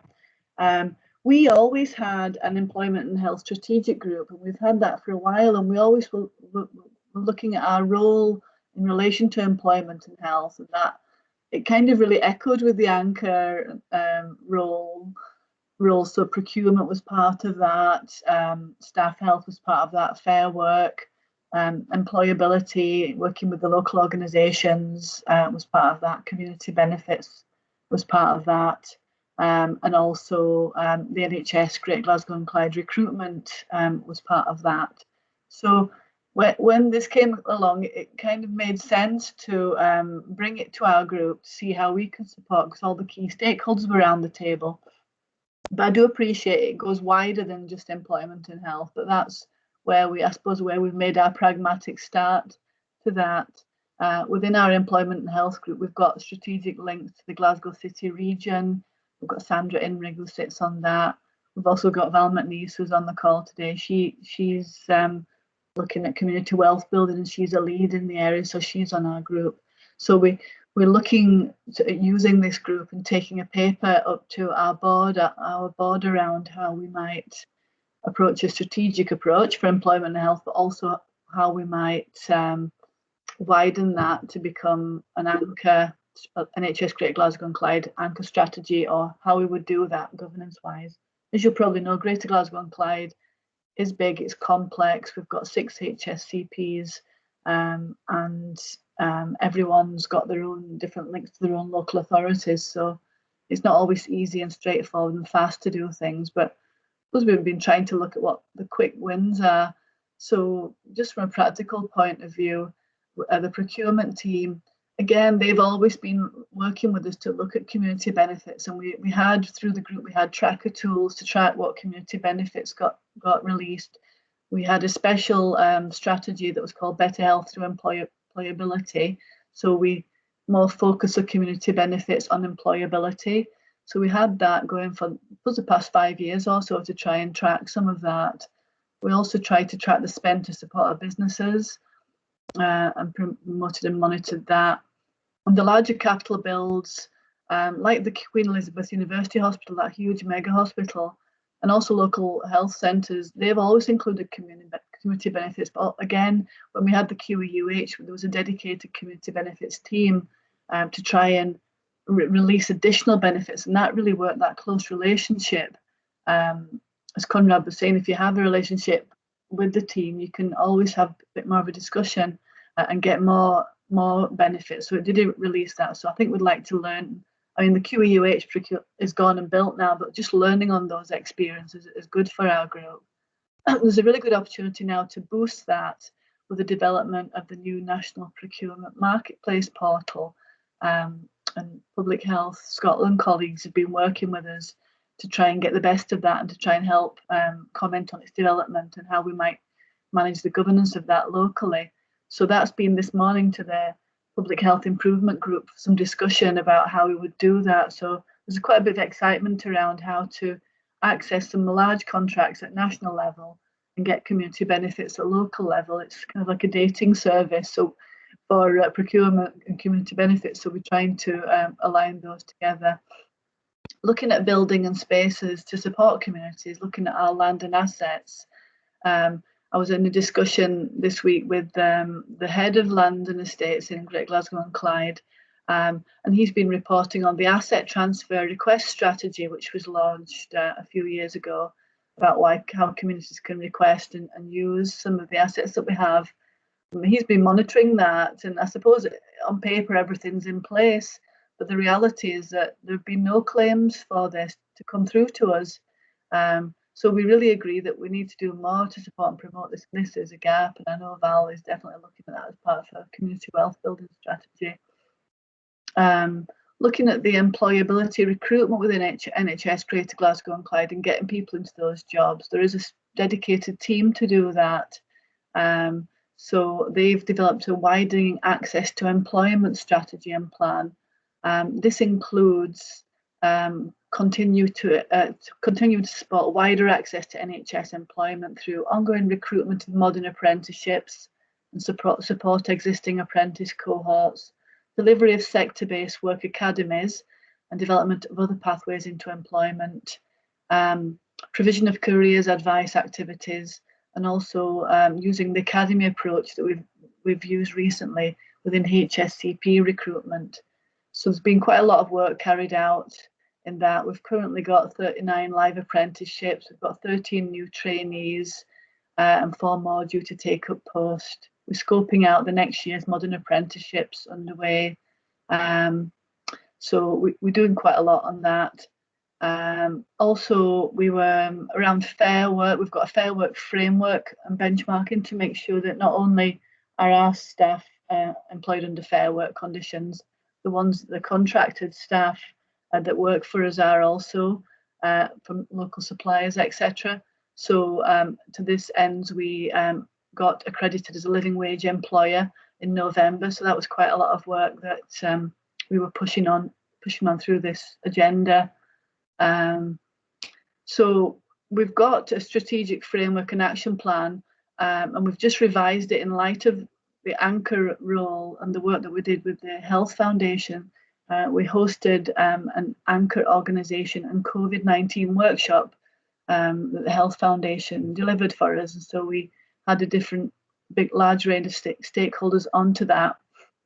So from there, we've changed our action plan and to include the role of us as anchors, and we're taking that to our corporate management team next week to have discussion at that corporate level, and also the public health committee around how we can, I suppose, orient this within our large complex organisation. So that's probably more than my 5 minutes up, but it is a big organisation, so. Sorry, I was on mute there for a minute there. Thanks so much. Thanks so much, Lisa. Yeah, slightly more, but don't worry. There's a lot of useful information. I mean, I know I was sort of taking notes. I'm sure others were in terms of things to follow up on or investigate further. Our next contribution is from Des McNulty. And Des, I'm sure many of you will know, he's Assistant Vice Principal for Civic Engagement and Economic Development at the University of Glasgow. He's also Deputy Director of Policy Scotland and Deputy Chair of the Glasgow Commission for Economic Growth, which I used to be on. So I know Des well. He's a sociologist who interrupted his teaching and research career to become a member of Parliament, the Scottish Parliament, for Clydebank and Gye from 1999 to 2011. And he did hold cabinet roles in social justice and communities before returning once again to the academic life. I think it's clear for anyone who knows Des how passionate he is about social justice and regeneration. So really delighted to have you here today, Des, and to see you again, and looking forward to hearing your contribution from a university's perspective. So over to you. Okay, thanks, Liz. I mean, universities are major anchor institutions. We're not as big as the health service or local authorities, but we're probably next in line. I think Glasgow University is the third biggest employer in Glasgow. And if you took the 4 higher education institutions in the region, we'd be getting up fairly close, I think, to the NHS. So what the universities do and what the universities can contribute to this is actually really, really important. There's been a move in recent years, both in England and in Scotland, to universities entering into agreements with civic partners to identify, shared priorities and look at different things that we can contribute.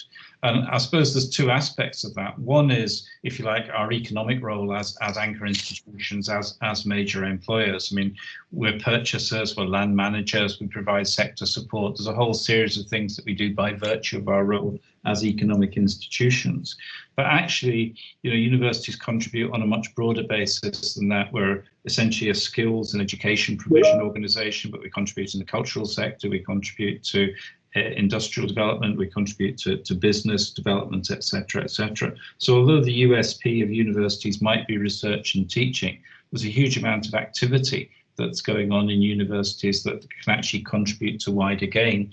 And part of my job, I suppose, well, the essence of my job at Glasgow University is identifying and connecting up those different things. So working out, for example, how researchers or staff from the university can actually make a contribution and work with other people in a collaborative way. I tend to frame this in terms of what I call the 3 C's: connect, collaborate, and contribute. If you can actually identify what it is that you're doing that is connected to someone else, is collaborating with someone else, and is making a definite contribution, then in effect you're engaged in civic engagement or civic partnership. A lot of the people in universities, both staff and students, have a lot of energy and also have a lot of intellectual kind of capability. So it's marshalling that capability to deliver social gain at different scales. So part of the emphasis has actually been to look at, if you like, institutional collaboration. So it's looking at, you know, for example, how the university can contribute to economic recovery, or the social recovery task force, or to the environmental agenda of the city and the city council.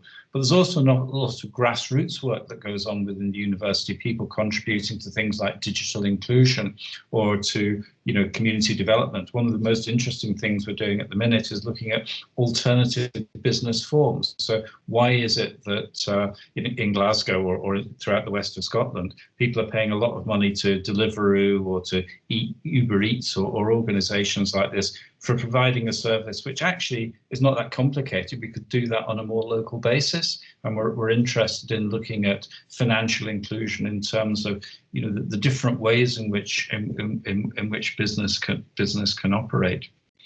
One of the unique things that universities can do, I think, is, you know, just from the weight of their international networks, we can draw in research capability and knowledge, not just from, you know, the staff that we've got and the students that we've got, but actually through our networks from all around the country and indeed all around the world. So if people are doing really interesting things in Australia or Canada or the USA or somewhere in Europe, then actually there's a good chance that people in the universities will actually be the best people to kind of find out about that and bring that to Glasgow.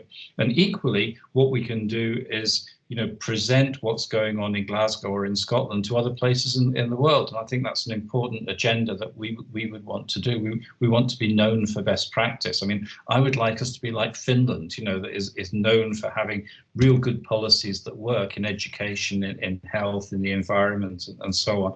I'm not sure we're there yet in Scotland at the minute, but by application of knowledge and commitment and policy, I think we can drive in that direction. On some of the more mundane kind of, well, not mundane, the more detailed aspects, we've done a lot of work on looking at benefits maximization, both in our own activity. So looking at, you know, we've got a new building at the university at the present time. So how do we procure, you know, who's working there? How do we create jobs for people? Thinking about things like, you know, the green recovery, if that's an area that is a priority for Scotland, what kind of skills mix is going to be needed, and how do we provide that? I mean, Alan McGregor's done a lot of work on this. We haven't got a huge number of people like Alan. I have to say he's unique and on his own, but there's an awful lot of capability in the university. And what I want to do is to kind of draw that in and get people to engage with voluntary sector organisations, with social enterprises and so on. I mean, one of the things that I'm involved with as an individual, have been for a long time, is the WISE Group, which is one of Scotland's larger and more successful social enterprises. The WISE Group's been doing what is now being called aspects of community wealth building for a long time, and actually I think housing associations have been doing a lot of, you know, this kind of activity for a long time. So what we need to do is draw on our expertise and knowledge of what's been done, but also link that with the new ideas that are coming forward and the energy that's here. The university signed up quite early on to the Living Wage campaign. You know, maybe that's a model for how you get organisations like ours and other organisations involved in community wealth building.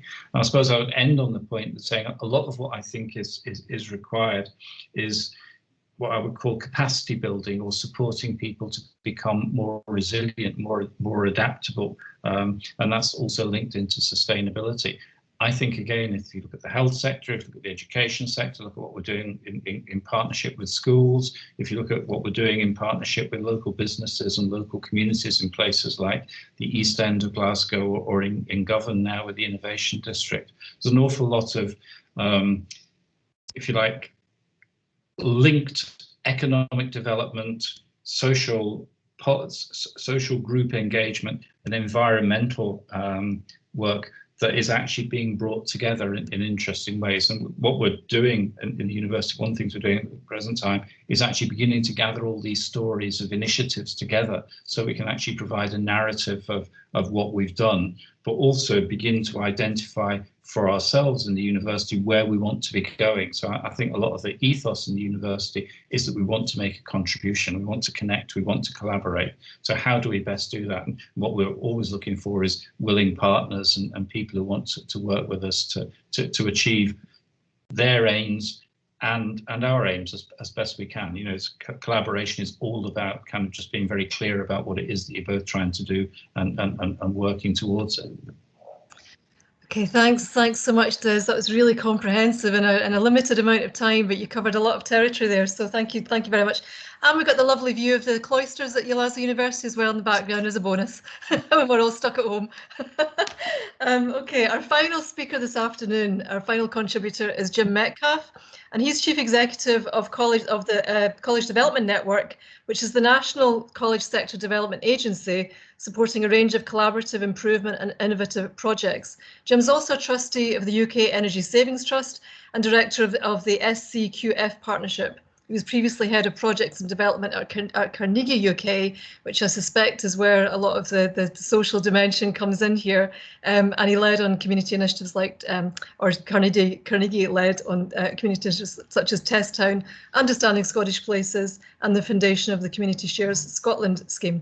Now Jim's going to give a college perspective on community wealth building as our final contribution for today. So over to you, Jim.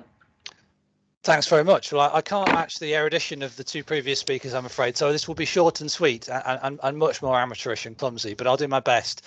The first thing for me to say is that I lead an organisation that supports the college sector in kind of its projects and its collaborations between each other, but it's not a representative body.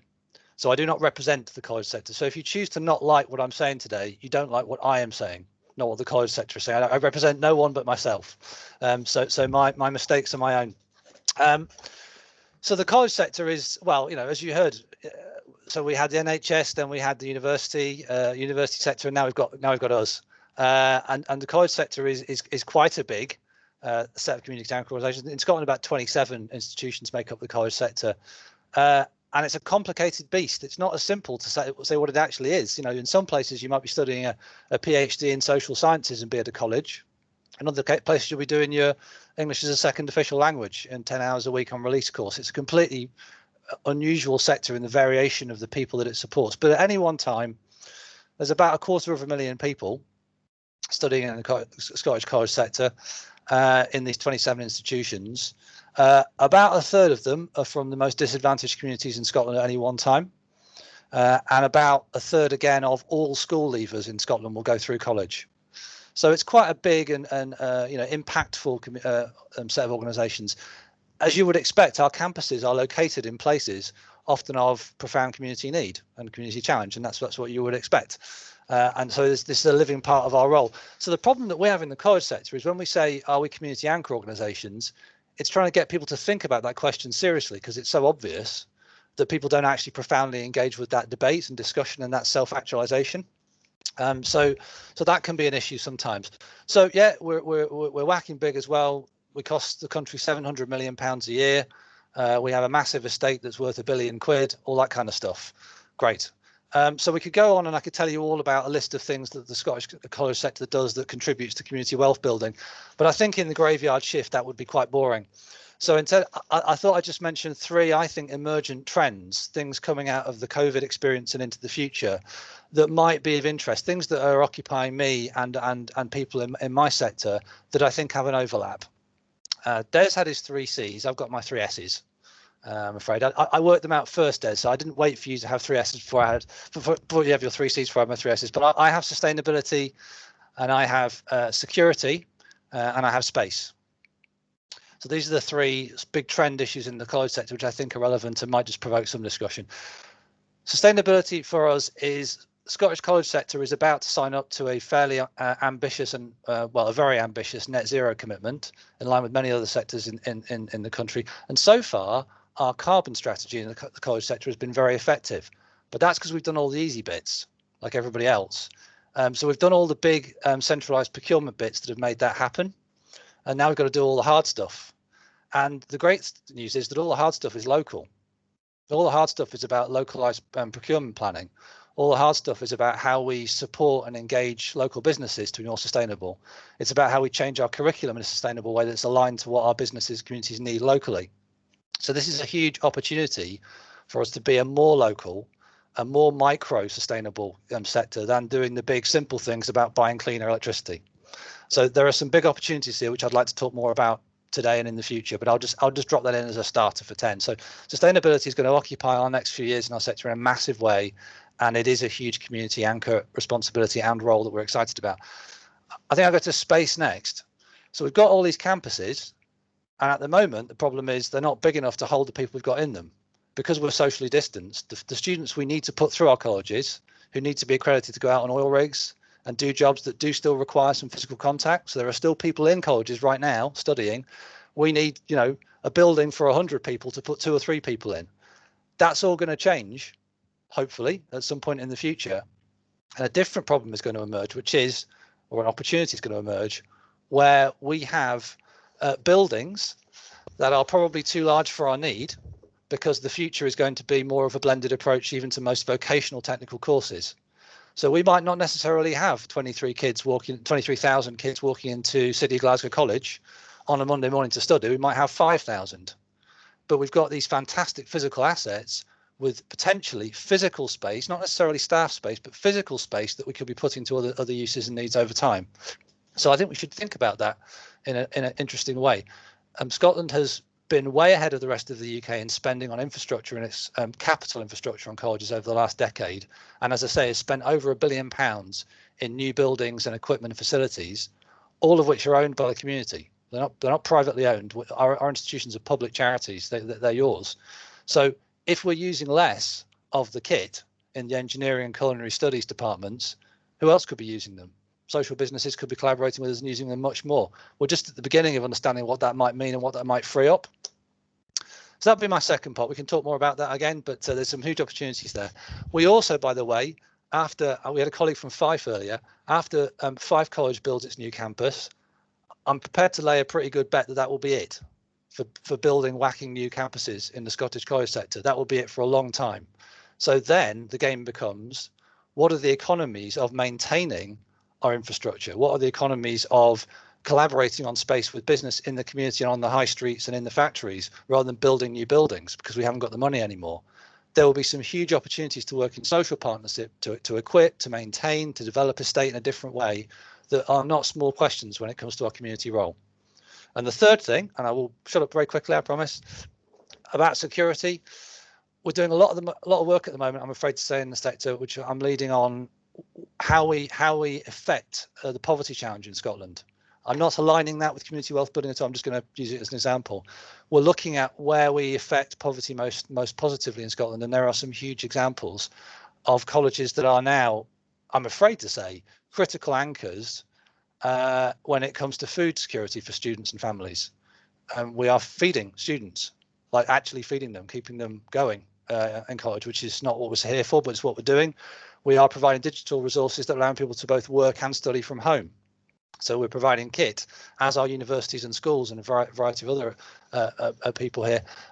All of this is part of our role of making sure that we provide secure, resilient communities around us where our students then can best flourish when they come to college to study. We have to ensure that we can't just sit behind the doors of our colleges and hope students will pass their qualifications and pretend the world that they live in is irrelevant to their course of study. That is changing and has changed. This is drawing colleges out into community interaction in a much more real way. Partnerships are becoming much more fundamental to what we do, because without them, we can't effectively progress students through to universities and into work. So a whole set of work that we're doing to ensure our students and their families and their streets and communities are safe and resilient is about partnership and could be opportunities for the future. I've got loads of notes, but I'm actually going to shut up. So that's where I'd start with. So sustainability, space and security are the things that are occupying my mind that I think might be relevant to people on the call. Thanks very much. Thanks so much, Jim. That's really interesting. Again, well done for getting so much content in there in such a relatively short period of time. I think we really set everybody a challenge there this afternoon. I think all I would say, because I want to delay things further, because I know we're running over, is that from each of our contributors and each of our speakers, there's a huge amount, it's quite clear, of scope and potential for linking and building partners around this theme. So, you know, I know what you've described is not exhaustive, but I hope that, you know, when you'll be able to replay, if you didn't, all of the details of that in terms of the recordings that's taken place today. So, you know, do please pick up, those of you who are attending, on some of these potential opportunities. Neil, I want to hand over to you. I know we had planned some discussion. I don't know, we're kind of run out of time to some extent, unless you want to take 5 minutes. It's your call. I think let's take 3 minutes and just ask the contributors here just one question. And I think it's been fantastic. All your contributions are really excellent. And you know, we do know there's a lot happening in this, you know, community wealth building space already.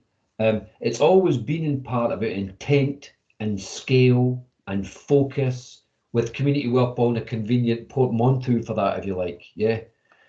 In the question, and be very brief because we're short of time, but we are facing in the pandemic, unfortunately, huge levels of social destitution, unemployment, financial insecurity. What would you say? It's a hard question, this, but I think you can handle it. What would you say would be the one key thing that your organisation needs to think about in the short term, dealing with that tsunami? What would be the one thing that your organisation or the groups of organisations you kind of talk about could do that would make a difference and turn the dial on that imminent, ongoing social pain that we're going to experience? What would be the thing you would focus on? Lisa, 30 seconds for you each. Yeah. Well, for the organisation, I think it's about access to services is a big thing, like inequalities, you know, new online access and getting appointments and getting treatment and things. Well, from a public health point of view, from my team, we are focusing on financial inclusion, making sure that destitution and vulnerabilities are signposted to services from our NHS services. Excellent. That's signposting rules to those wider. Yeah, that's good. Thank you. Des, any thoughts? Oh, you're on mute, Des.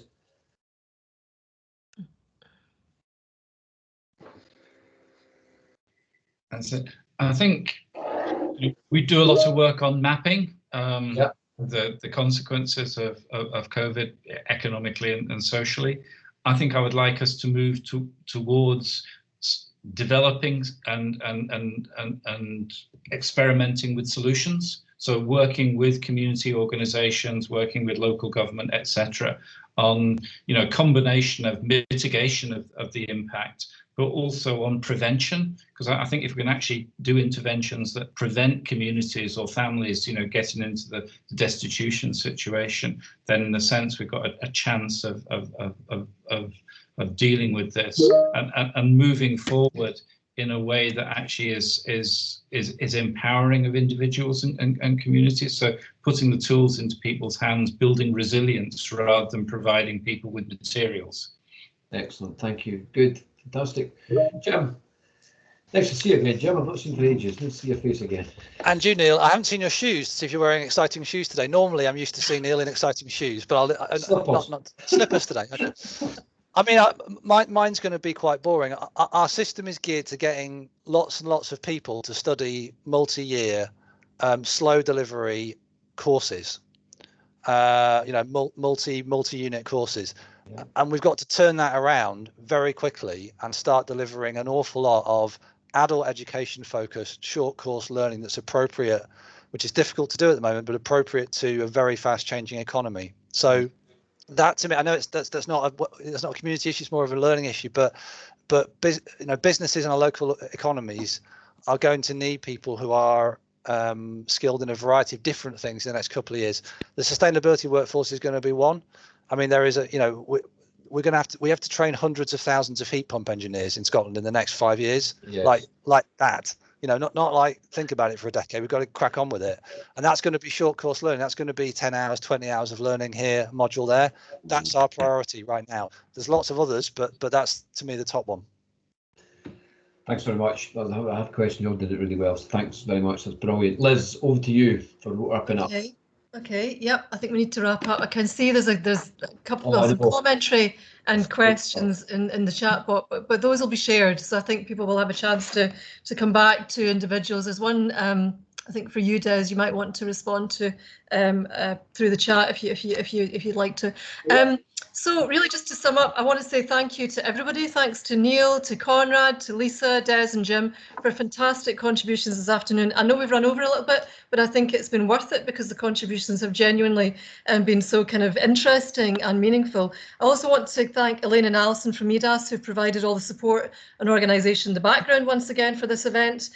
Sterling job done there, so thank you. And to all of you for attending and listening, sharing your thoughts and ideas. And also hopefully learning a lot from this session and making connections once again. What I should mention is it'd be really helpful if we could get any feedback from you about anything else you feel we should be covering or mentioning. We've got one more event that's coming up. We're still doing a bit of planning around that. So it would be really good to get feedback on how you think things are going so far and anything you want to see covered. And the other side of it is a technical one. I'm conscious that at least one person contacted me through the meeting to say they were having a little bit of a technical issue with Teams and using Teams and being able to see the chat box. This does seem to be an ongoing issue because we're using Teams at the moment. It'd be good to get a sense of the extent to which that is causing people problems and they're having to exit and come back in again before we have our next event. But apart from that, really great to see so many people involved again.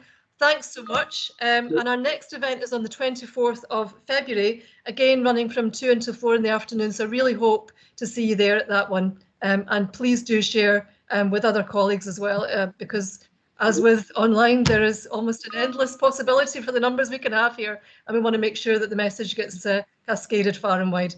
So thanks, everybody, and stay safe in the meantime. Take care.